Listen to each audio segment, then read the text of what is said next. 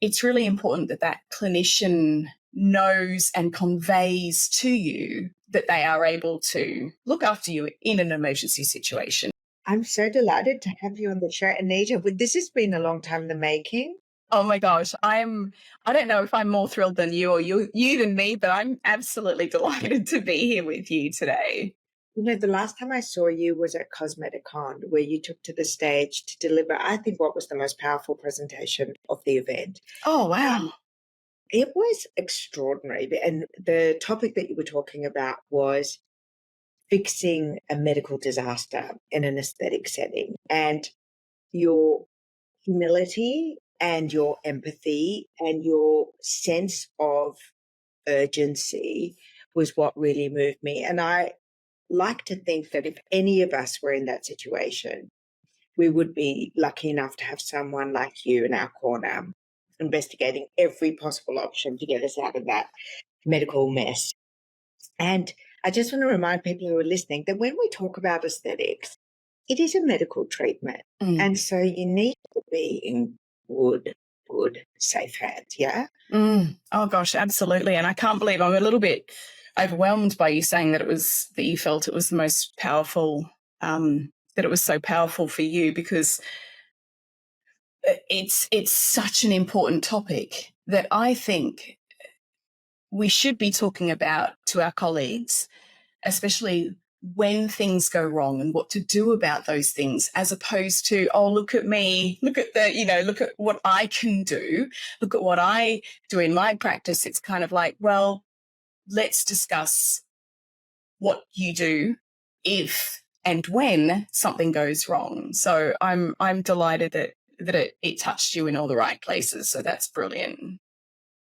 The thing that I was surprised with, and I'd love for you to share with my audience, who are a consumer audience. We are men and women who are interested in aesthetics, in beauty, in longevity and cellular wellness. And I think one of the things in this side of beauty, when we talk about it, is that self-advocacy is a really key part, because often we come to things wanting a certain outcome, and then we go into the appointment with the physician or the clinic for, say, a body treatment or even a massage, and it just doesn't feel right.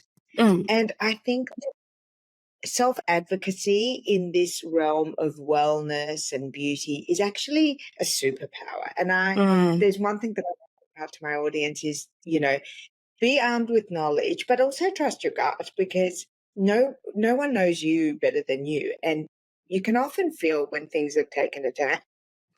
Oh, absolutely. The atmosphere in the room would change.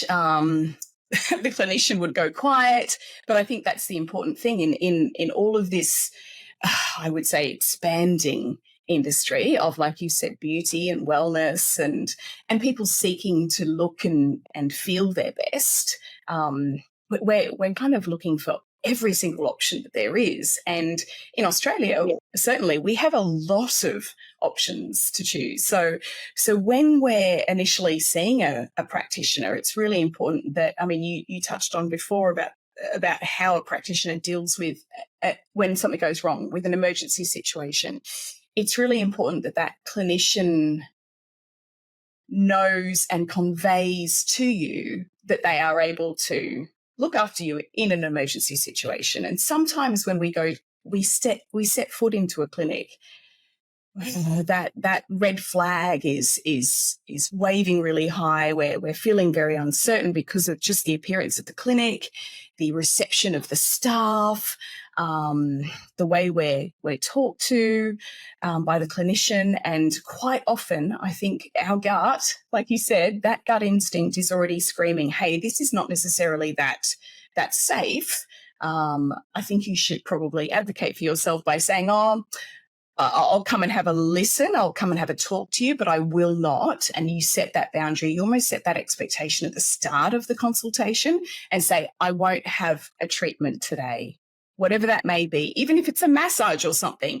Oh, look, I'm not actually sure. I'm not feeling that well suddenly. I think I don't, and there might incur a cancellation fee, but I tell you, if you've got that gut instinct blaring really loudly, then you should follow it. Because I think sometimes we get overwhelmed and think, well, it's a new kind of industry. We need to experience everything. Well, you don't. You need to sit back. The most important thing is sitting back and waiting in this profession and for consumers. Oh, sorry to interrupt you. Can you take us to the top line notes of the presentation you gave at CosmeticCon? Yeah. Regarding an inclusion, and in layman's terms, that's a blockage that's a result of a filler going into, was it an artery, or I can't remember the specific detail. Yeah, so a vascular occlusion, so it's an occlusion, so you occlude something, so you block something. So a vascular occlusion is one of the risks associated with having treatment for addressing the signs of volume. So in this particular case, I'll say it because I think that and I mean it because there are some UTDA restrictions about what we can talk about. But in the context of this conversation, we are going to have to talk about what the what the emergency was. Yes. And what we're going to do. Yes. So particular emergency event occurred in your clinic when you were treating the patient with dermal filler and there was a vascular occlusion. And when a vascular occlusion happens as part of dermal filler, I'd love for you to talk to us about what the symptoms are and then what happens. Absolutely. Well, with this particular patient, everything went beautifully as expected, and she went and bent over and got her keys and turned to face me, and I noticed this unusual looking bruise. And I thought to myself, oh, that's very strange. That bruise is nowhere near where the treatment was conducted. So I thought, oh, not sure about this. And this was at the start of a very busy day. It was pre-Christmas, very, very busy. And it was at 10 a.m. in the morning on a Thursday. And I was like, a clinician has two choices there. They can either say, oh, it's just a bruise. I think it's just a bruise. We'll keep an eye on it, but, see you later, basically. Let me know if anything more comes of it. I said, that's an unusual bruise.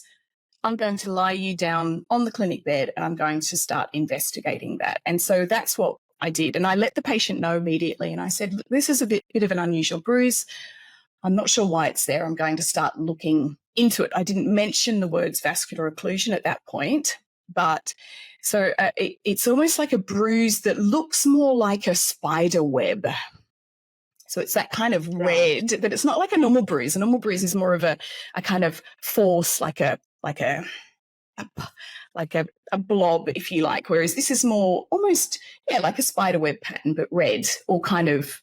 Why is a vascular occlusion worth immediately investigating? What happens if it's not treated? Yes. So if you can imagine, you've got blood flowing through your vessels, your veins and your arteries throughout your body regularly. If there's a part of an artery that then gets blocked, the area of the body that artery supplies blood and therefore oxygen to is not getting that blood and oxygen. So it will start to die. So that bit of tissue that artery, so imagine, you've got a root, a tree root kind of going to an area. And if that suddenly is blocked, that tree root can't get the nutrients to the branches that it needs to. So that will start to die. So the tissue will start to die. We call that necrosis, but it will start to die. And where does it happen? Because it's fast. We're not talking about next week. You'll notice that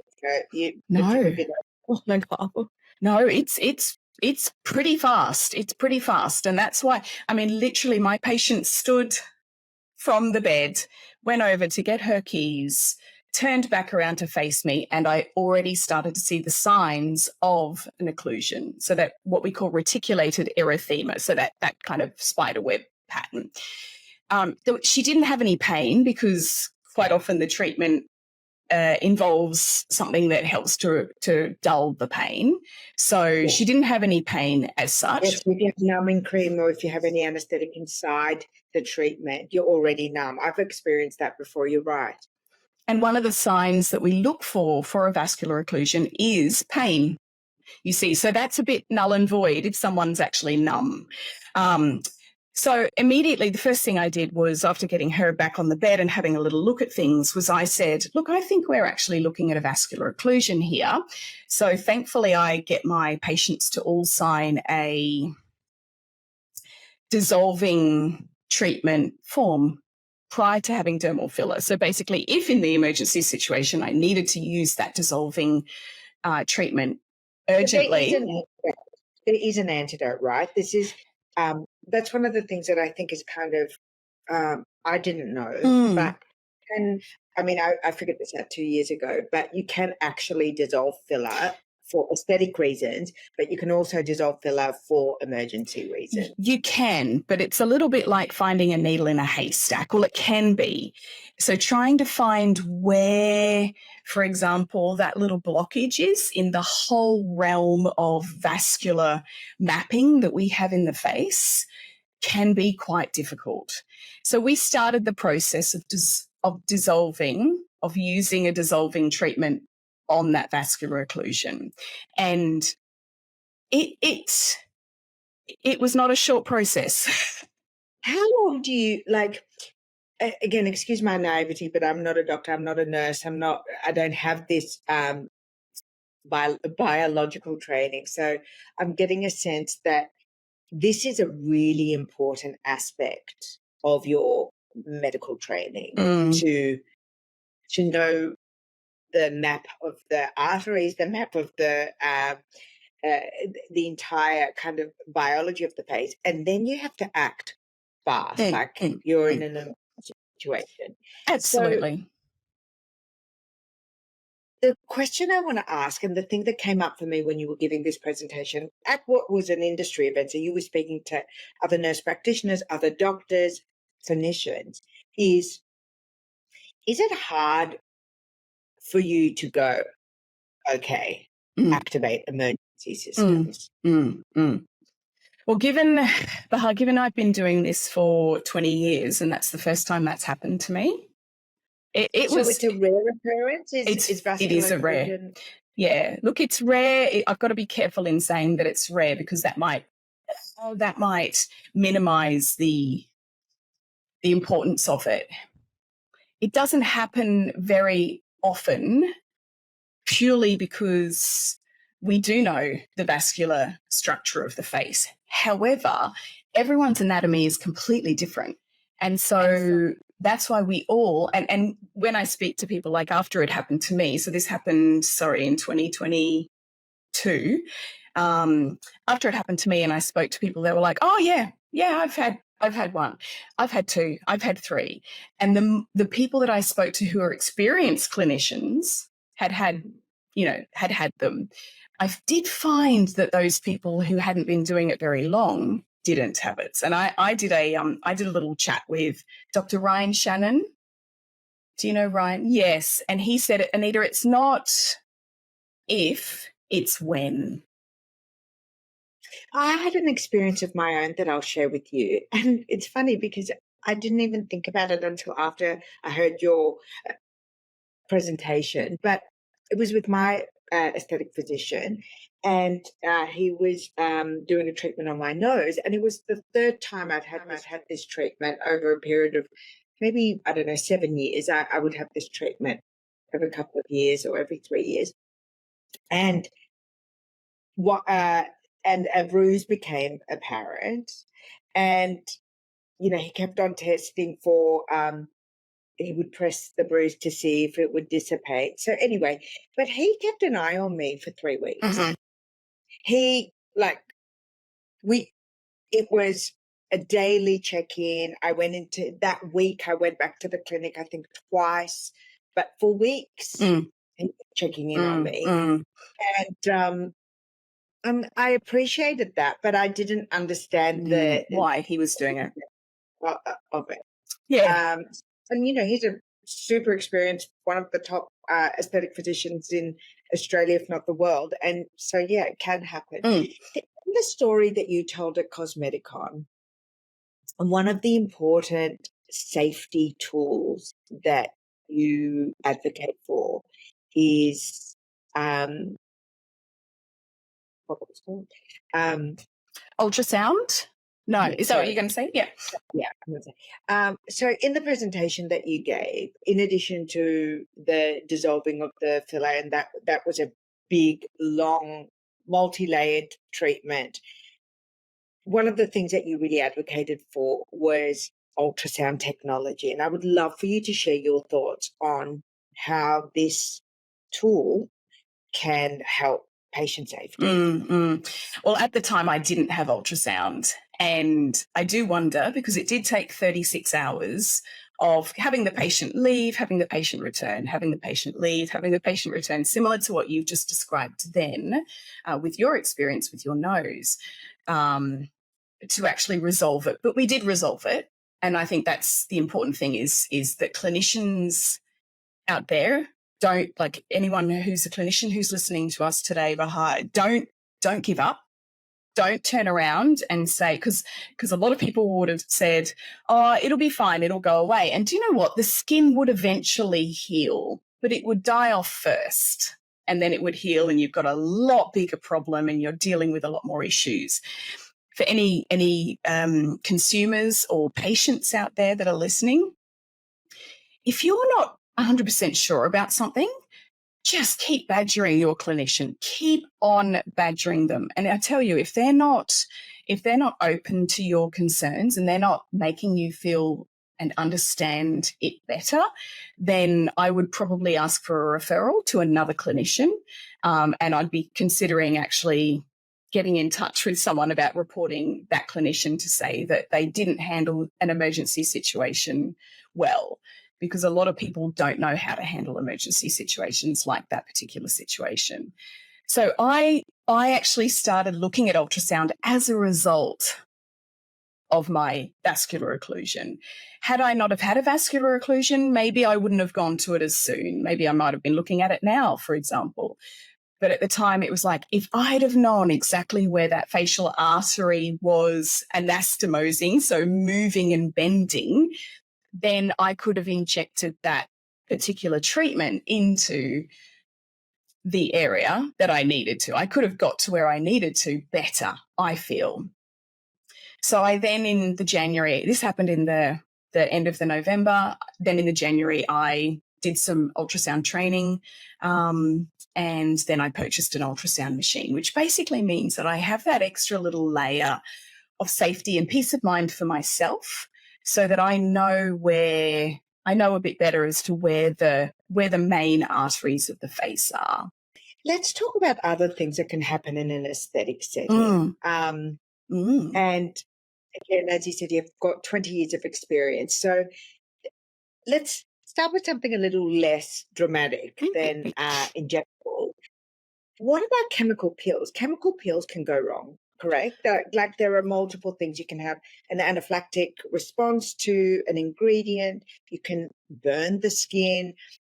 You can have an allergic response. I'd love for you to share what are some of the things that, your patients, a patient seeking these kind of treatments should be aware of, and how we can self-advocate and also have these conversations with our practitioner. Absolutely. And I think chemical peels are one of the things that, if you think about it, they're probably the most, people think they're the most mild thing that you can have done at a clinic. So it's a great place to start, that's for sure. And a consent form that you sign for a chemical peel, because you should be signing a consent form for every single treatment that you have. I think you should sign a consent form for having your brows done, for having your lashes done. I think you should have a consent form for everything, because once you enter the premises, you're actually entering an agreement with the therapist or the clinician who's treating you. And the way that agreement is kind of sealed is via the signature on the consent form. So there might be ingredients that particular clinician uses that you are allergic to. But if you're not told about those beforehand, like you said, with an allergic reaction, if you're not told that this particular peel that you're about to have done has some lavender in it, and you're allergic to lavender, then you are going to get an allergic reaction. But I think the main, the mildest risks associated with a chemical peel are are burning, but burning so too that the skin is red, sore and itchy. We're not talking full kind of depth burns.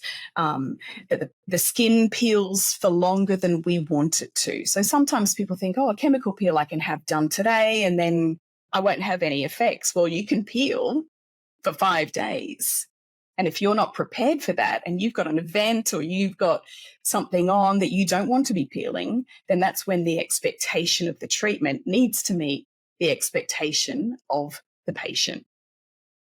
Because if you were to say... Okay.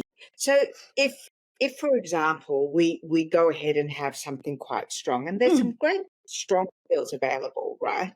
And in the consultation process, whether it's the fault of the practitioner or our indifference to the waiver form that we're signing, or we haven't really, because a lot of people go in and they kind of skim past the information that is provided to them in good faith to inform them, and they just sign because they just want to get on with the treatment. So we can't just blame the practitioners at all. I've certainly been guilty of sitting in a waiting room, waiting for a treatment and just going, yeah, I know exactly what I'm having. But you don't. Exactly as you said, I haven't looked at all the ingredients. I haven't looked at the downtime necessarily correctly and in depth and made that assessment of, I might be filming in 2 days' time. And this waiver form says I'm going to peel potentially for 7 days. So definitely self-responsibility is key in this partnership of aesthetic practitioner and aesthetic patient.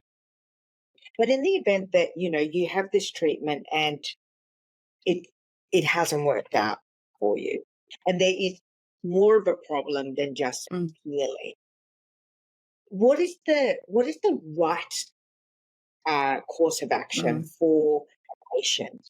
Because I think that we're often very, very shy and self-doubting when it comes to what we know instinctively isn't right, but we're not quite sure what to do about it. Well, as well, because you're probably told, and you're probably, you can be told, oh, that's completely normal.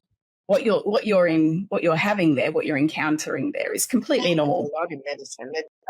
Oh, absolutely. And you could be having an effect that is completely normal, but it might not be as well. So again, that's where I think that intuition of you knowing yourself, and generally things like pain are a good indicator, redness, swelling. So the body's almost showing you things that aren't right. So if the body you start to produce extra pain, you start to produce swelling, you start to have any oozing or anything like that, these things are not normal, and you should be getting in touch with your clinician, getting in touch with the practice as soon as possible and saying, hey, look, I'm really not sure about this. Can I come in and you take a look? Because there is nothing quite as good. You can speak to someone on the phone, you can send them a selfie. Nothing is as good as physically being in front of someone, because then they can touch, feel, and really get a good look at your skin to see what's happening.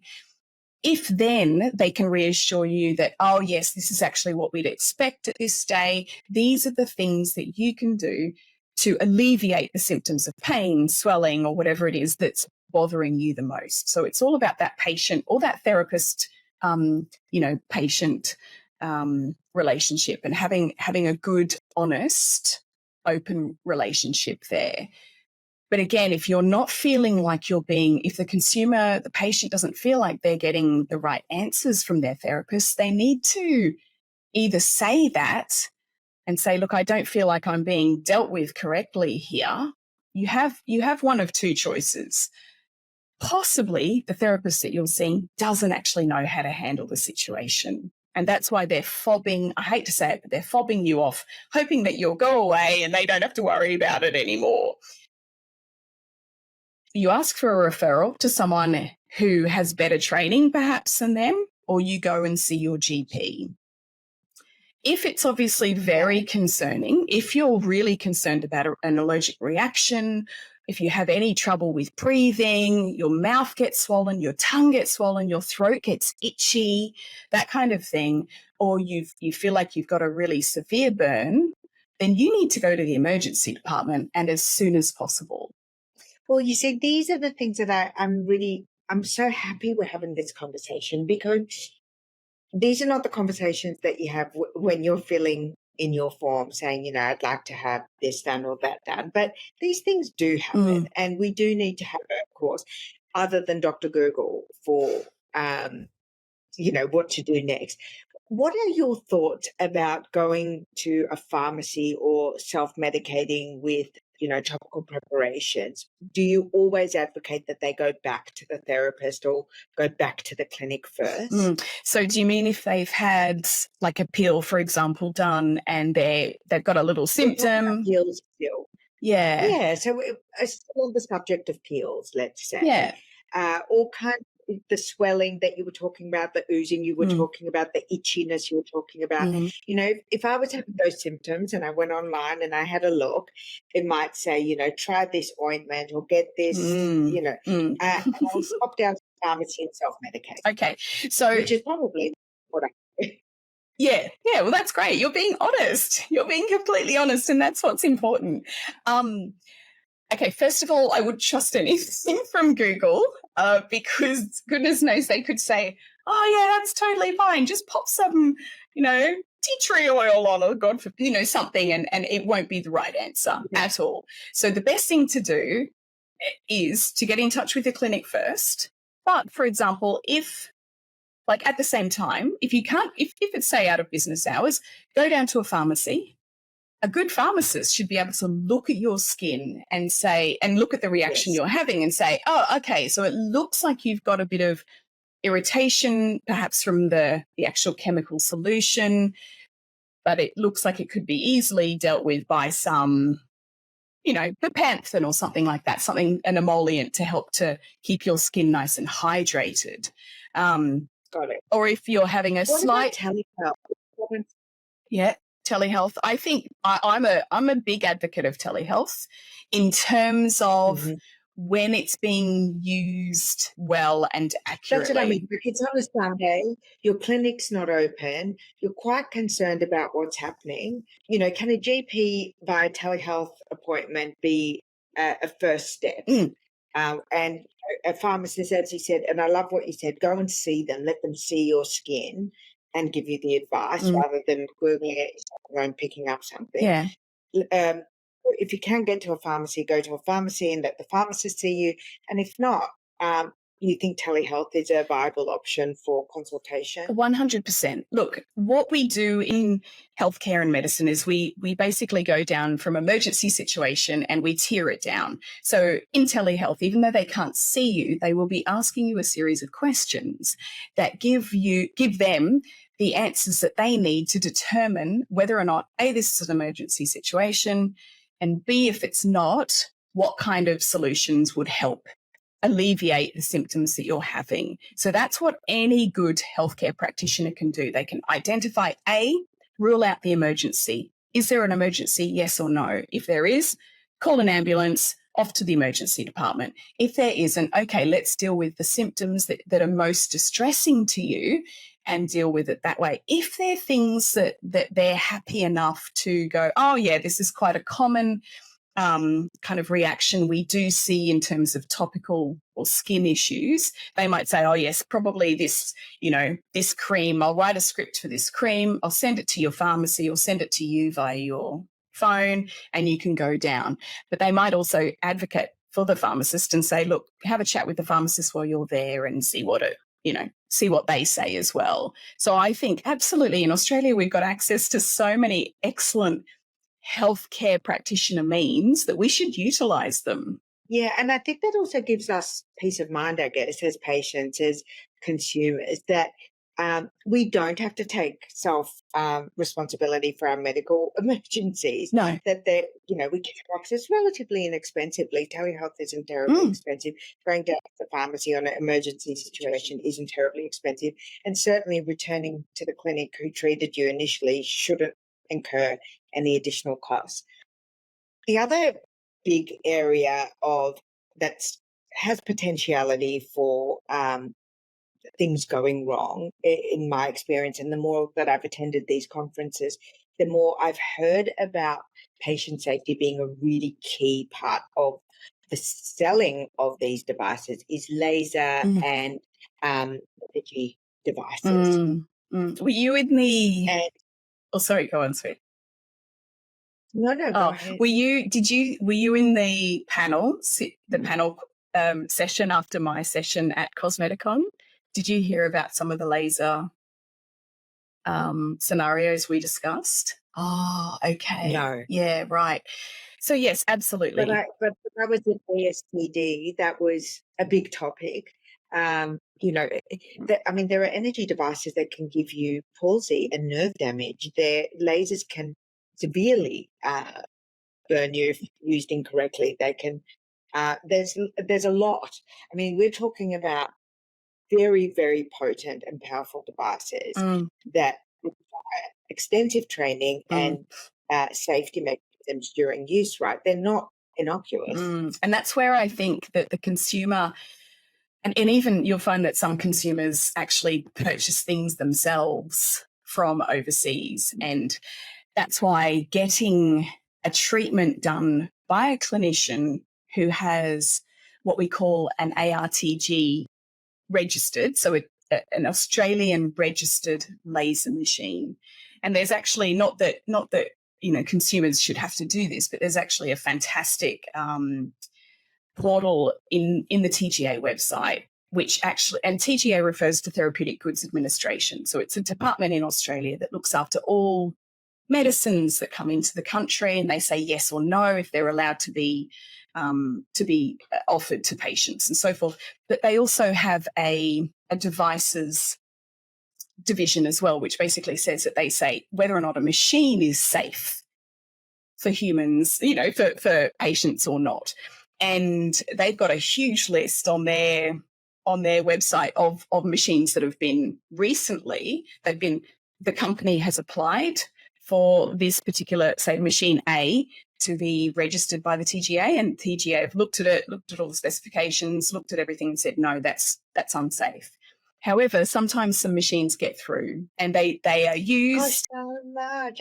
I know I don't want to be alarmist, and I really am not. And I'm quite, I'm very lucky. The practitioner that I see is, very much a safety first guy. But it makes me so sad to think that there is the potentiality for any consumer to walk into a clinic and have a device that is not registered use on them. And to be registered, you have to be deemed safe. So I can't imagine who on earth would still go ahead and import something that is not deemed safe. Well, the problem, I would say it's a big problem. The problem with laser and skin things is that they're not governed by anyone. So I'm a nurse practitioner, so that's fine. But if I was a hairdresser, or if I was an accountant, for example, I could purchase one of these machines from a website and I could start doing laser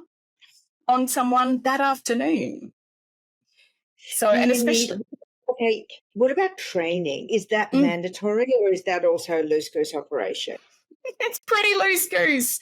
It's pretty loose-goose. You are supposed to have a laser safety certificate, which is basically going through all the, the specifications and understanding of what laser and IPL and light-based devices involves.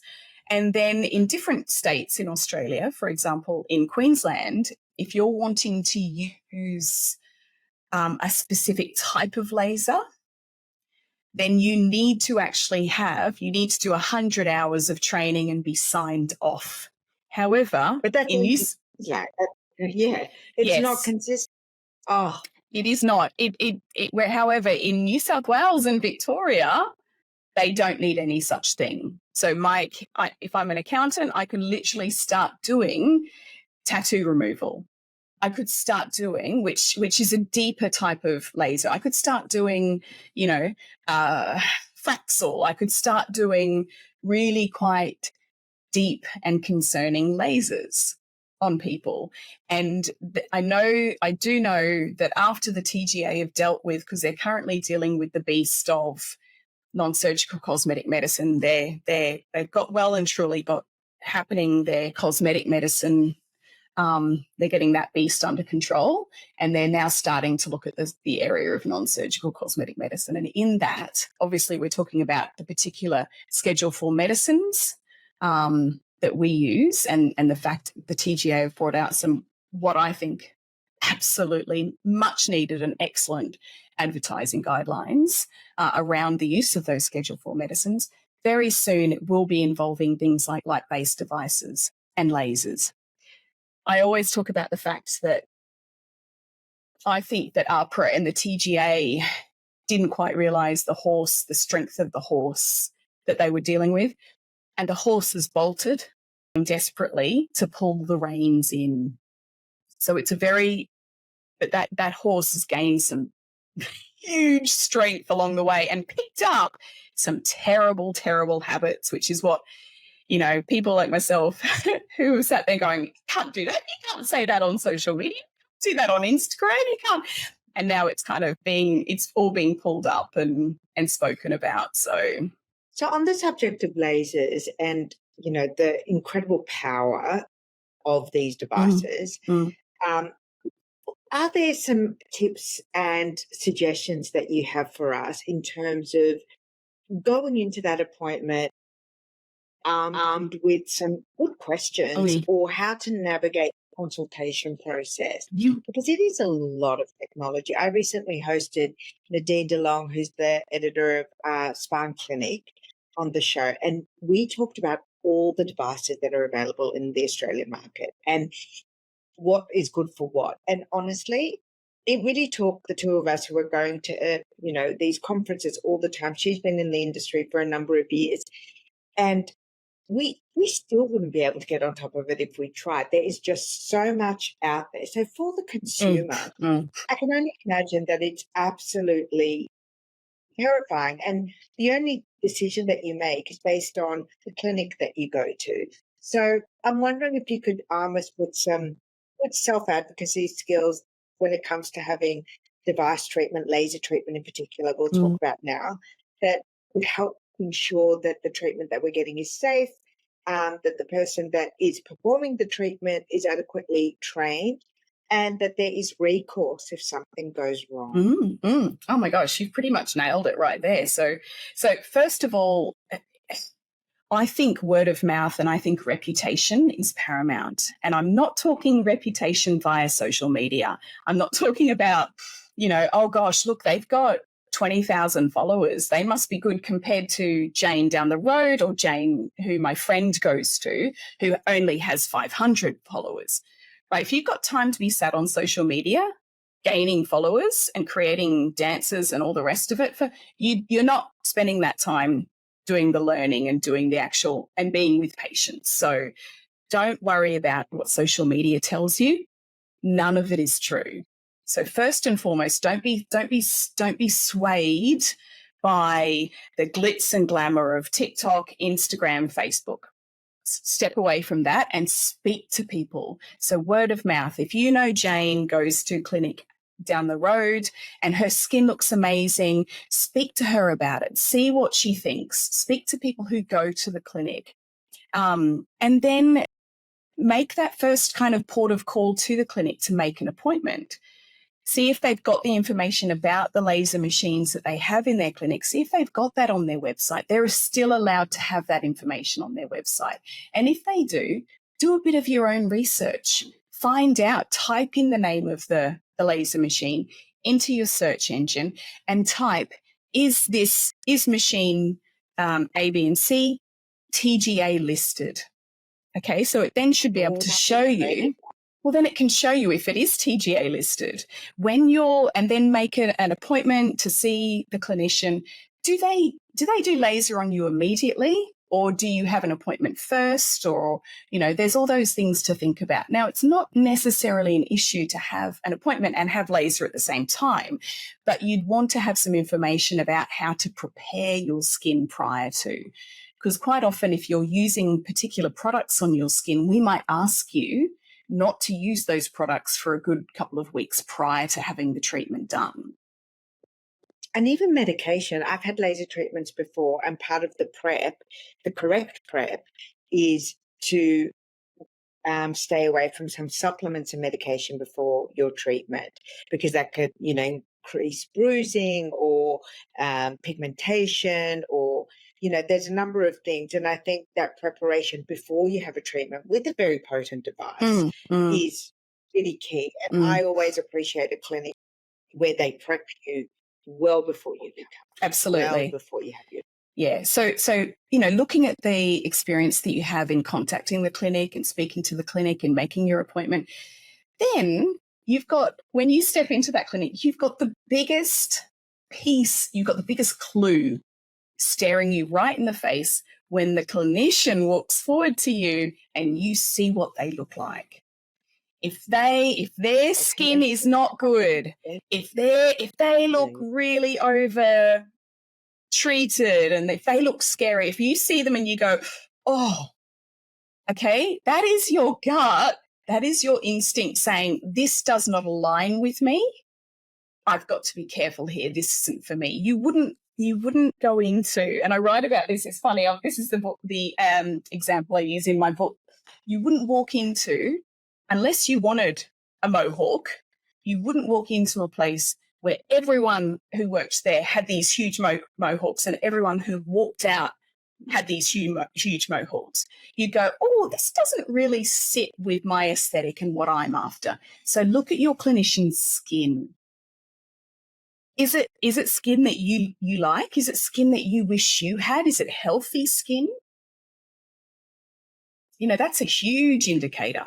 This is a kind of funny segue with regards to devices, is when they speak to you with empathy about pain management, because a lot of these treatments are uncomfortable.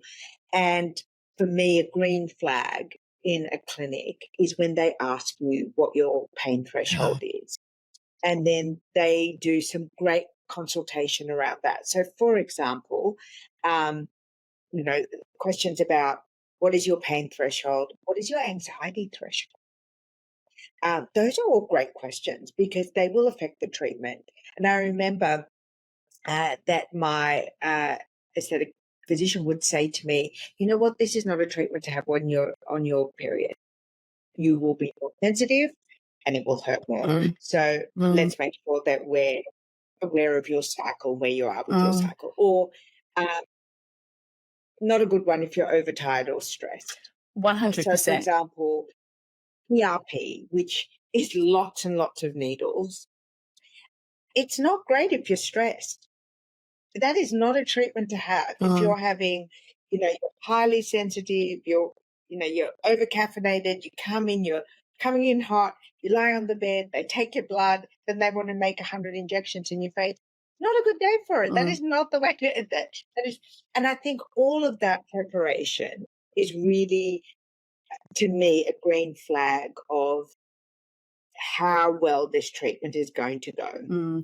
It's funny you should say. When I a few years ago, I had a lady come in and she was booked in for a treatment, and she'd been wanting this treatment for a long time. And we'd consulted her, and she'd come in for this treatment, and I could tell that she'd been crying. And I was like, oh, are you okay? What's happened? And she told me something that had happened the night before.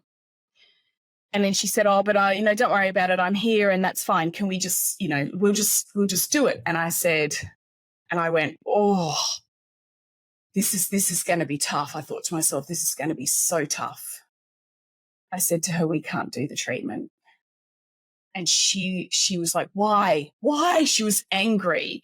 And had I been a different clinician, had I been a younger clinician, had I have not had the ability to say to her, because your cortisol and your adrenaline are currently through the roof, I can almost guarantee that you are going to have an adverse reaction to this treatment.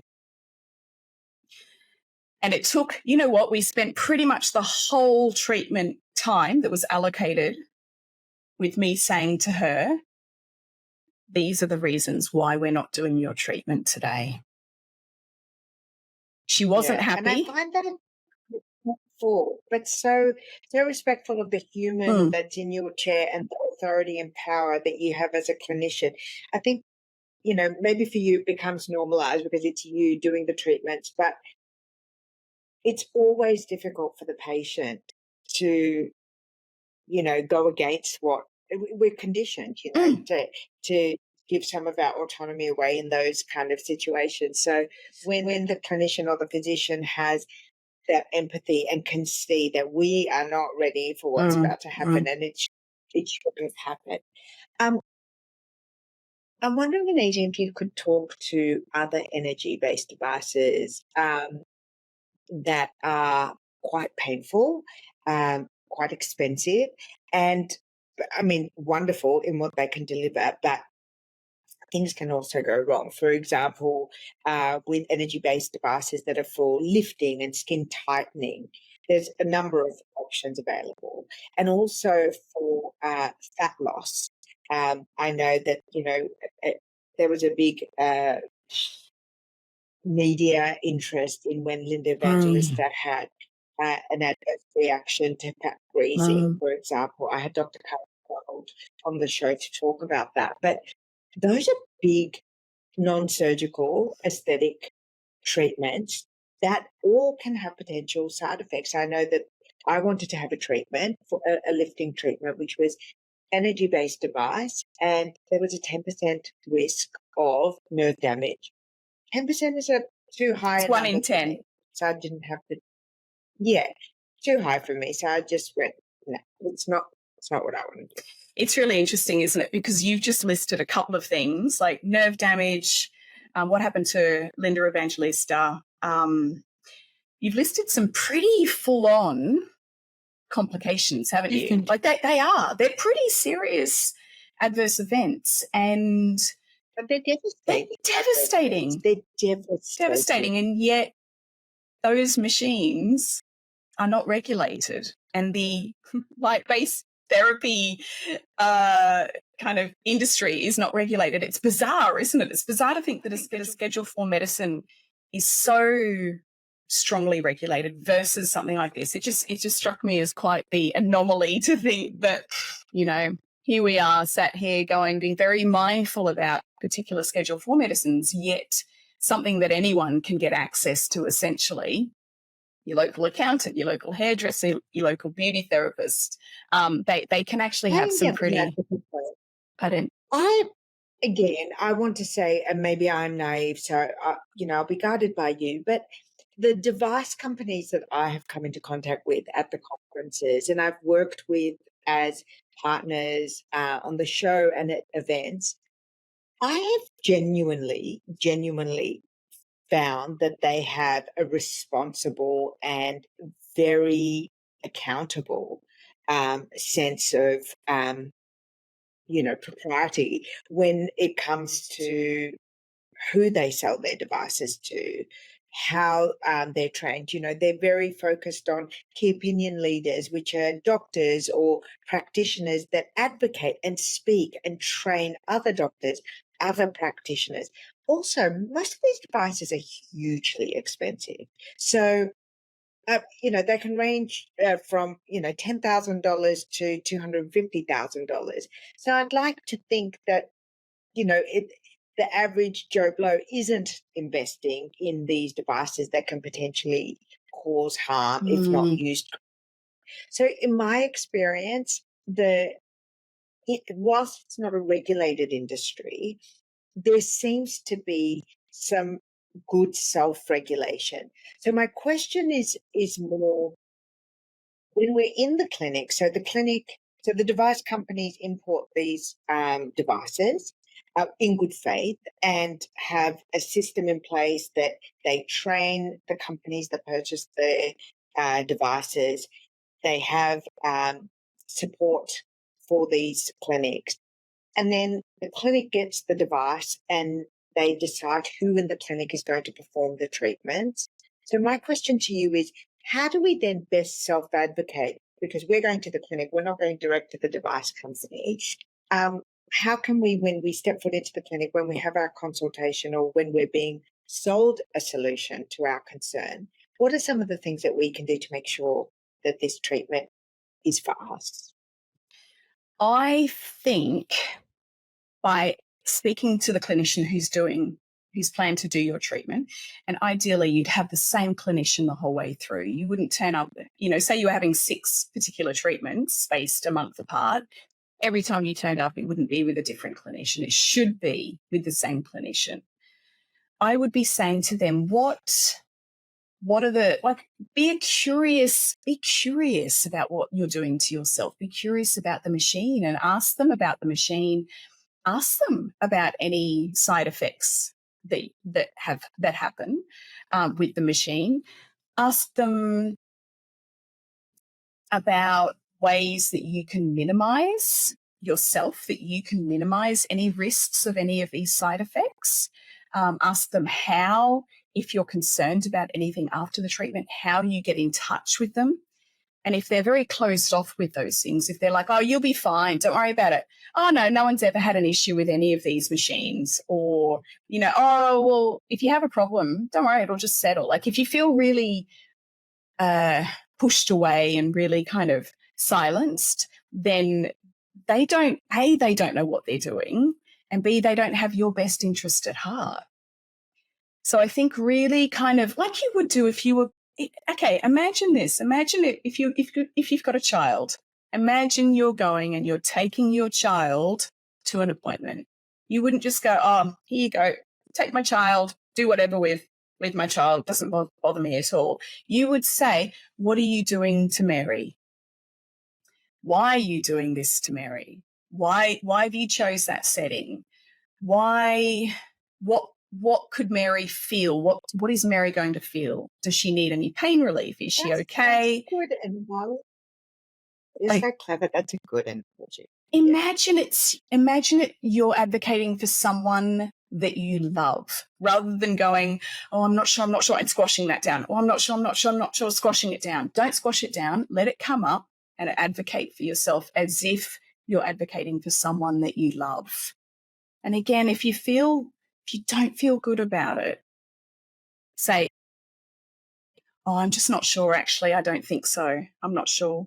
I don't think so. I'm really sorry. Be really apologetic. I'm really sorry, but I'm not feeling well. There's always that option. If you really don't feel well, if you don't feel like your concerns are being listened to, then you can do that. But most clinics, like you say, the companies who sell these machines, the people who work for them are fantastic, but sometimes things fall apart and you've got and the science of these devices is fantastic. It's exciting. I absolutely am so on board with the advancement in technology and for non-surgical options as well as surgical options.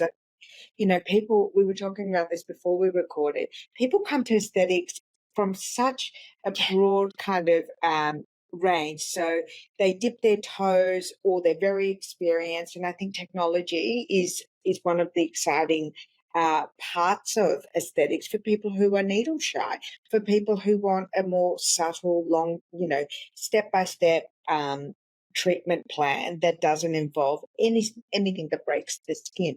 So I don't want to put people off the idea that devices are bad. In fact, I think they're devices great. are going to get better and better at that. But I do want to ask the question of how we can self-advocate and just make sure that what's being performed on us as a treatment is being done by a capable person. And also we, as you said, we'll be able to handle it and we'll be able to know if it's the right treatment for us. I'll tell you a funny thing.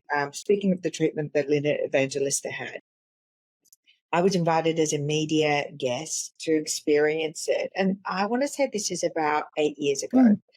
And I went to a clinic and it was late in the afternoon, the treatment. And I had the treatment. So it's fat freezing. And it was an extremely painful experience for me. I found it horrifically painful.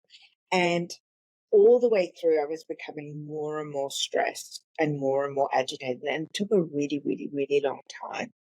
And so it was it was one of the first aesthetic treatments I'd had, and certainly the first body treatment I'd ever had.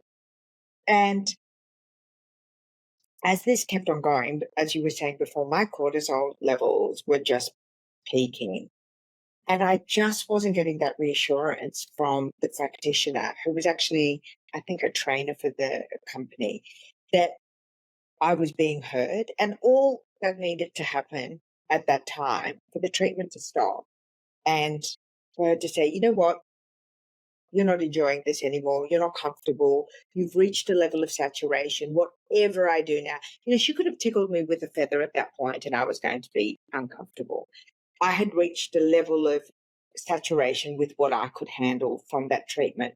And that was the most stressful part of the whole experience. And I felt like I wasn't heard and I wasn't in control of what happened next. And that experience really taught me that my body knows best. Mm. And I've never been in that situation again. So what did you do? Ever. So if you have ever been in that situation before, since then, what have you done to make sure that it hasn't escalated to that? I've said, oh, I've reached my limit in this treatment. This is super uncomfortable for me. May I come back for the rest of the treatment another time? Or can we take a break? Or do you have gas? It's not comfortable. Yeah. I had Redurin recently, and the first time I had Redurin, I found it really, really uncomfortable. And so my physician gave me gas and as stressful to use. And he said, you know what, you're really uncomfortable. We're not going to treat the forehead because I can tell that that's going to send you over the edge. Would you like me to stop? And just that question, like, lowered everything. Now, funnily enough, the second time I had the treatment, I did not have any pain. You have numbing cream for the treatment, but I had no pain. Because I had no stress. And the first time I experienced pain, what I think was happening is I was anxious about the treatment. I didn't know what was going to happen. And so my stress had elevated and I was anticipating pain. And so I was, really heightened to it. But just that question of, would you like me to stop? Yeah. Or let's not do the forehead because that's good. That immediately made me feel safe and heard and seen. And it was just an infinitely better treatment. And I think there you said it in terms of once the second time you had it done, it wasn't as painful. Or you didn't have that pain response as highly because you knew what to expect. And quite often it's the case that if we are going into a clinic to have a treatment done, the best way, again, that we can advocate for ourselves is to ask them to step us through exactly what's going to happen. So saying something like, can you talk me through what you're going to do? Can you talk me through what I'm going to feel? And can you talk me through what I can expect after the treatment? And get them to give you step by step by step so that when it does, hit step number 4, you'll go, oh yeah, she said that. She said this would happen. But if a step comes, something comes in that, oh, she didn't say that this would happen, that's again where you can advocate for yourself and say, oh, you said, you were great in that you explained all this, but you didn't say that this would happen. Is this normal? Yeah, what a great question. And never, ever, I love the fact that you're able to now say, I've hit my limit. I've reached my limit with this treatment. Please, can I come back and have the rest of it later? I'm okay. I don't want any more today. I very, very closely look at my patients when I am treating them. And I say things to them like, we can stop now if you like. We don't need to go on. Everything is. And I always, if I've got a patient who I know has that low pain threshold, then I will actually plan the treatment in a very different way. So, that's interesting. How would that go? What does that look like? So I would ensure that if, say, I was treating both sides of the face with a particular treatment, that I would ensure that I did them one after the other, so that if, for example, they got through having, having half of the treatment done and then they said, no, I don't want it done, I don't want any more, or they're really struggling with being highly anxious, that they wouldn't be uneven. Well, that is so good. Yeah, of course. You would have to plan it that way. So again, it's important to self-advocate so that the clinician can plan your treatment in a way Absolutely. that in accordance to what could go wrong. And don't ever be afraid to tell someone, if you're seeing a clinician for the first time, even if you're having your brows done or some waxing done or a peel or a facial or something, don't be afraid to say, oh, I have a low pain threshold, or I feel a bit anxious, or I feel things, I find some things really quite painful, because there are conditions that people have that, they can actually have that condition where they do suffer from a very low pain threshold. And that's not their fault. It's not them being difficult. And I think sometimes we're afraid to say, oh, look, I've got a really low pain threshold, in case we're worried that the person who's treating us is going, oh, gosh, she's being precious or something like that, which isn't the case. People feel pain the way they feel pain. Trust me, the person with the low pain threshold doesn't want to be feeling it. They wish they had a high pain threshold. So I think for therapists, it's really important for them to understand everyone has a very different pain threshold and a very different tolerance of treatments. I'm going to pivot to the last bit of our conversation, and this is about how to express yourself for things that you are embarrassed about or are potentially intimate or uncomfortable. Mm-hmm. And, often that clinician-patient relationship is very intimate. And I'm sure that you've experienced and heard and been privy to information that your patients have never shared with anyone else. And I'm wondering if you could share with us some techniques about expressing some of your concerns about more embarrassing treatments or something that really you don't feel comfortable talking about in that clinical consultation environment, if you have any tips around that. So I just want to understand your question a little bit better. So are you saying the patient wants to discuss something that's a bit embarrassing to them? Yeah. Okay. Yeah. So say, for example, there are a lot of aesthetic treatments for vaginal treatments. And I was on a media trip recently, and a group of us had a treatment, a non-invasive treatment. And one of the women who'd had the treatment had a horrific experience with the treatment that the rest of us found completely innocuous. But she was so uncomfortable talking about it because already the treatment was, intimate and uncomfortable for her. Or you might have something like, excessive sweating might be, and you're embarrassed to talk about it because it's always been a point of shame. I'm wondering if you could share with us some techniques and tips for having those difficult conversations, which is the name of the podcast, Difficult Conversations about Beauty. Yes. And so it seems very apt to ask you, as the expert, of how do we have those difficult conversations about beauty?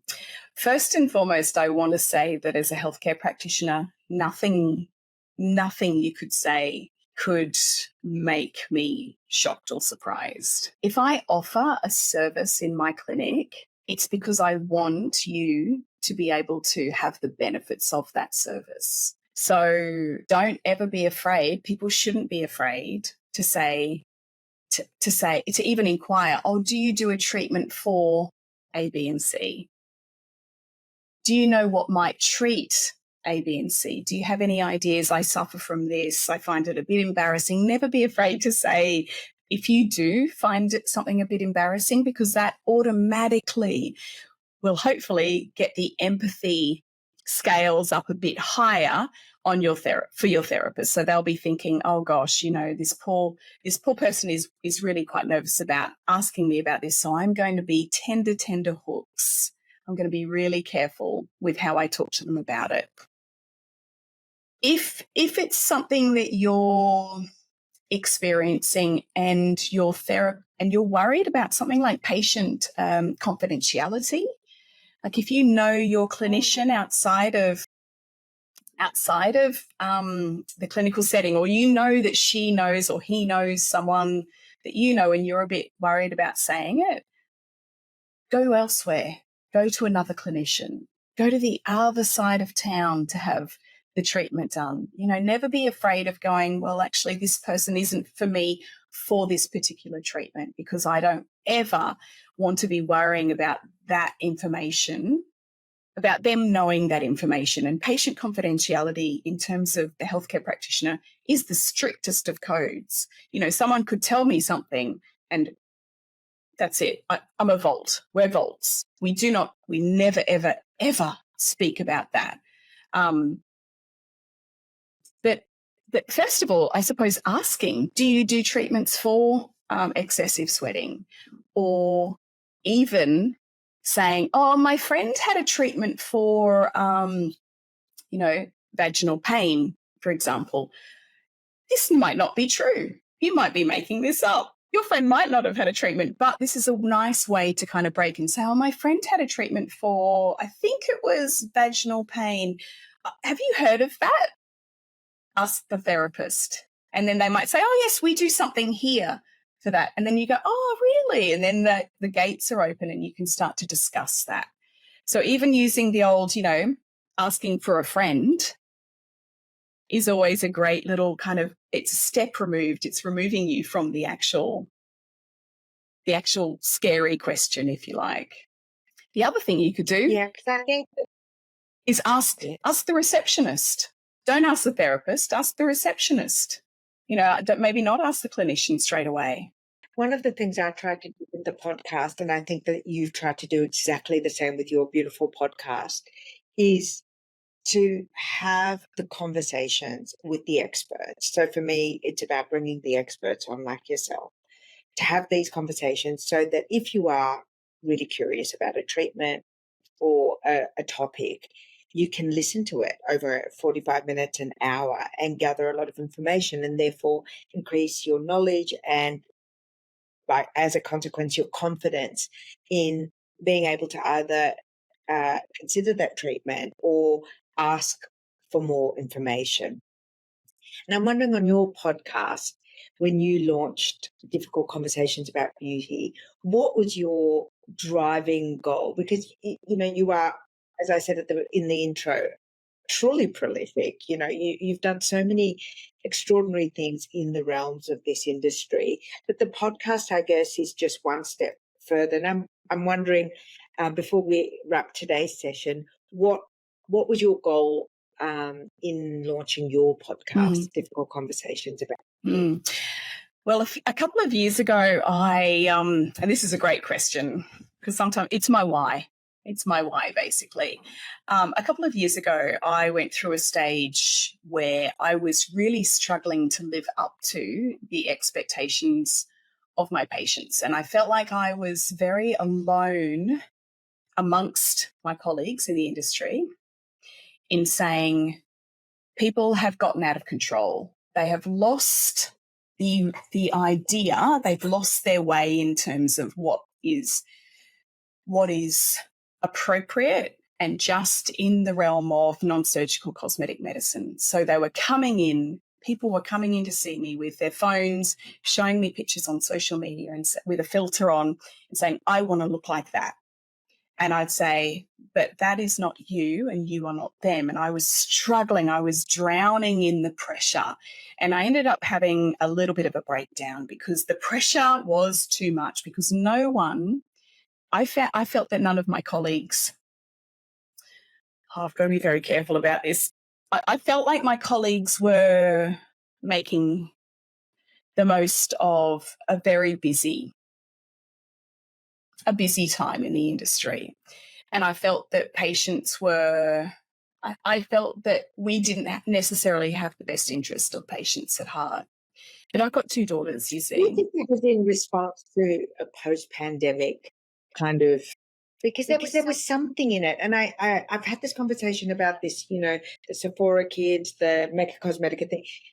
I feel like after the pandemic, beauty became a way of controlling our environment, our mood. And I feel like we all doubled down on wanting this kind of perfect image. And so a 7-step serum routine gave us some kind of control, and it was a pathway to an idealized version of ourselves. And similarly, multiple treatments, endless injectables, bigger lips, lifted eyes. That also gave us a sense of control over our physicality when we couldn't control the environment for so long. So for me, I'm wondering, do you think that was part of it? For the industry? That definitely happened, but this was actually pre-pandemic. My experience was pre-pandemic, so you can only imagine what happened afterwards, because what you've described is exactly what happened. So this was this was actually so I wrote my book in 2019. So this was actually, I released it in September, and then the pandemic was in the February of the following year. So I was there going, this is so what I decided to do, because I felt like I was talking to deaf ears when I spoke amongst my colleagues, and I was saying, hey, you guys have we got to rein, we got to stop, everyone's going a bit crazy here. And my idea is always about looking at the unique facial feature of the patient and ensuring that is what is most beautiful about their face, and treating the other things not to make them stand out, but to make them go away. And so, like I said, I felt like I was on deaf ears with my colleagues. So I decided to bypass my colleagues and go straight to the consumer. And so that's why I wrote my book. So I wrote my book, Beautiful Unique Faces, to educate the consumer, to say, hey, if you ever consider having any treatments done to your face, this is what you need to be wary of. This is what you need to do. This is how you find your unique facial feature. This is how... And also a whole section of the book is you do not need to have anything done to your face. So it was almost like it was an empowerment book for anyone, because I've got 2 daughters, and I was petrified that the people who were kind of making these big mistakes and to patients were going to be the ones that were going to treat my daughters. And if I wasn't in the industry, in the profession anymore, how was I going to keep my daughters and your daughter and everyone else's children safe? Because I was there going, no, pull the reins in, stop. So on the back of the feedback from my book, which was patients or general public, everyday people saying, oh my gosh, I had no idea what was beautiful about my face. I had no idea that I had anything beautiful about my face, but now I understand that this is, whatever it is most beautiful about my face that they'd learned. And so it was actual feedback from the book that made me decide to do the podcast.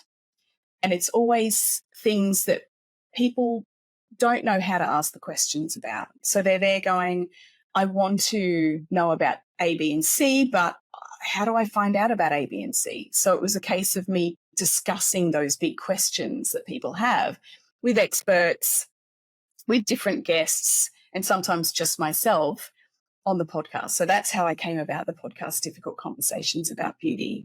Well, it was wonderful to have this conversation with you about beauty. And it was truly, when I say it was wonderful to see that presentation you made at Cosmetic Con. It was very heartfelt. It was very in-depth.